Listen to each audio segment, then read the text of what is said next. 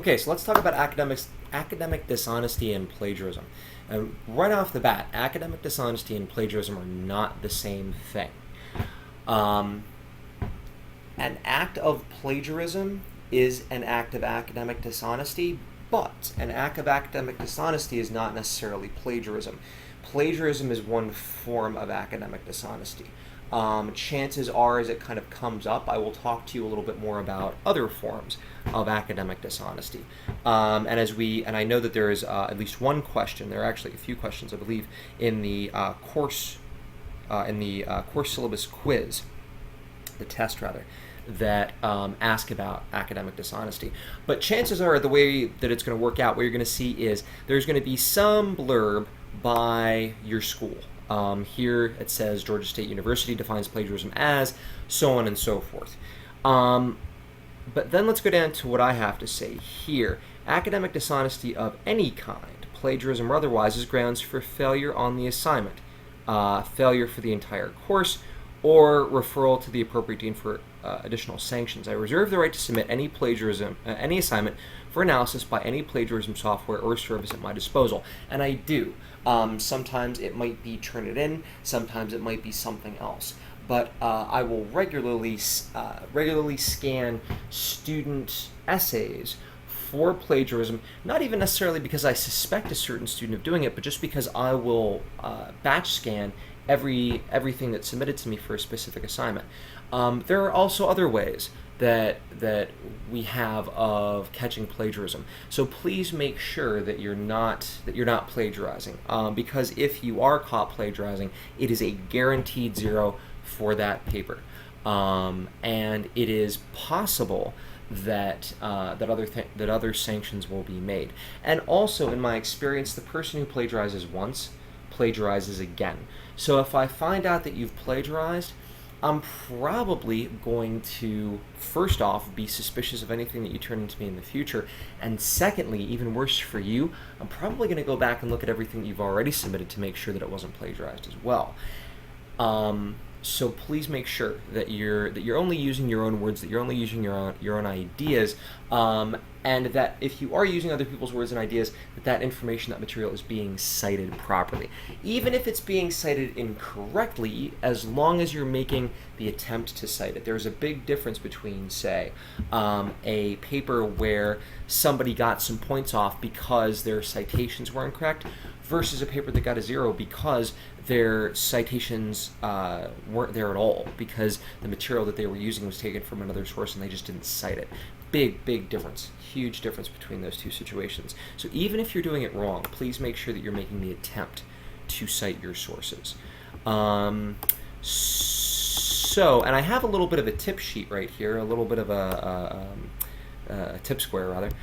To avoid plagiarism, give proper credit to borrowed material. Whenever you directly quote another person's actual words, whether oral or written, paraphrase the words, ideas, opinions, or theories of others, use another person's ideas, opinions, or theories, borrow facts, statistics, or illustrative material, or offer materials assembled or collected by others in the form of projects or collections without acknowledgement. So please make sure that you're giving that acknowledgement. And you can even see that I do the same here.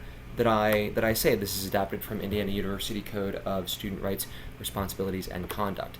So there's that. Moving on, incompletes, withdrawals, stuff like that. That's going to vary from school to school. One of the things that you have to make sure of, though, please make sure that you are not that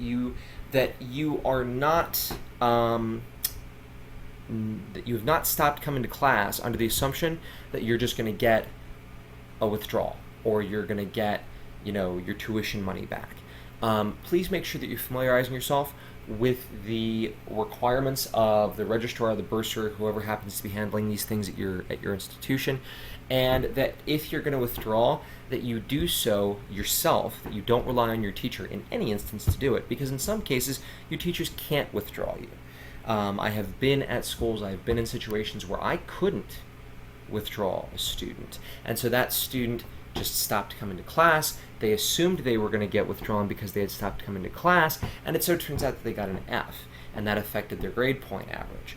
I don't want my students, or even people who decide to not be my students, getting themselves into that situation. So please make sure that you're paying attention to that as well. And let's see. So it looks like we're coming up on to the end of this. Chances are that you're going to be asked to provide an evaluation. If so, I would ask you to please not just give me an online evaluation through the school, but also check out Rate My Professors. That is a resource that a lot of professors grumble about, but I find can actually be of great use. If there are positive things that you want to make sure that the department knows that I'm doing, and there are things that you want me to kind of do more of, make sure that that kind of goes in my official evaluation so that it can kind of become part of my professional plan of improvement for the course as I continue along. If there are things that you don't like, if there are things that you think I need to work on, then I would ask that you put that on the Rate My Professors page so that other people can understand that these are issues that they may have with me, that these are issues that they may have with my teaching style. So that's what I would ask there. Now, what you probably saw here, and you may have this in your syllabus. If not, chances are you can just ignore it. But if you see that you have this thing on argument mapping here, I would like to talk to you about argument mapping at length. But we're just going to go through this really quickly. And if you take a look here, what argument mapping is it's a way to organize an argument, and you can apply this to any argument. You can apply this kind of strategy to any argument, whether it's something that you've written, whether it's something from somebody else that you have read, whether it's something that you're in the process of writing, whether it's something that you're still brainstorming. You might be able to kind of start working on an argument map, or if it's something that you've already written, you might be able to go back and kind of map out that argument as it stands. And the whole reason that we do this is to better understand the structure of an argument, to make sure that that argument doesn't have any weak points, that if we can find weak points in that argument, we can then go about fixing those weak points. And there are a lot of different, well, actually there aren't a whole lot of different elements, but there are a few elements that we need to pay attention to here with argument maps. And specifically what I'm concerned with is the connections and with the boxes. Each box should contain a single statement. And if we take a look here, it says the box should, there should be only one simple, clear, and precise sentence in each box so that anyone can immediately understand it at a glance. Every box should have its own statement. And if we look down here, this is what we're talking about with argument maps. Okay? Now these argument maps each only have 3 levels. Your argument maps may have a lot more than that. So please don't think that because these only have 3, you're only going to have to worry about these 3 levels. These are really just kind of starting argument maps. But you'll notice that each one has boxes and it has connections. Each of those boxes has one statement. Each of those statements is kind of labeled. At the very top we have what we call the contention. We might also call that the thesis statement. That's the main idea. And then we have these connections. Now these different models that you're going to see here, that you're probably going to see in your syllabus, they have different labels. Like for this one that I'm looking at now, we have because and we have but. Here we have supports, we have opposes, we have rebuts. We have rebuttal, objection up here. Up here, we actually just have color coding. I don't think color coding really works as well, but the color coding is the green stuff supports, the red stuff objects, and I would imagine that the orange stuff rebuts. But please make sure that you're familiar with how these work, because we might actually start using argument maps in our class. Read through these 2 pages on argument maps, and if you just read through these 2 pages, you're really going to have a better idea of what an argument map is and how it might benefit you. And if we start working with these in class, great. So that's it for the syllabus. Please make sure that you check out the files that I have, the videos that I have for kind of other components for the course. We're certainly going to have one for the syllabus addendum. We may have ones for the formatting for your major page and other kind of worksheets and things that I need, that I feel I need to record a video on as time goes on.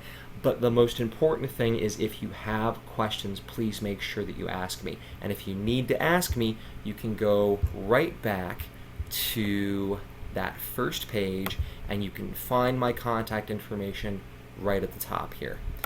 All right, so thank you very much for watching. I hope this has helped out, and make sure that you use this information as you're filling out that syllabus quiz.